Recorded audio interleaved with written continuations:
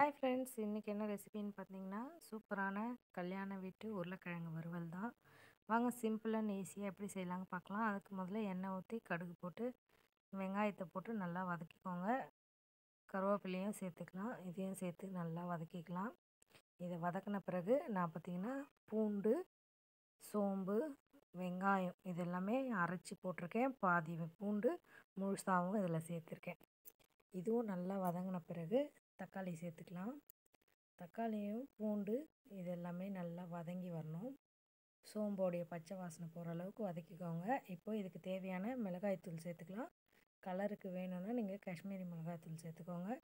நான் வந்து குழம்பு மிளகாய்த்தூள் தான் சேர்க்குறேன். சேர்த்துட்டு இந்த உருளைக்கிழங்குக்கு தேவையான உப்பை நான் போட்டுக்கிறேன்.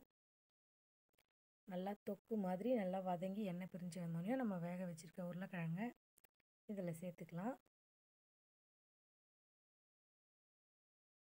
சேர்த்துட்டு நல்லா கலந்து விடுங்க.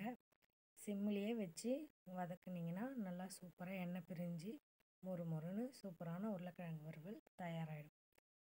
சிம்பிள் அண்ட் டேஸ்டியான உருளைக்கிழங்கு வறுவல் கண்டிப்பாக ட்ரை பண்ணி பாருங்கள். பாய்.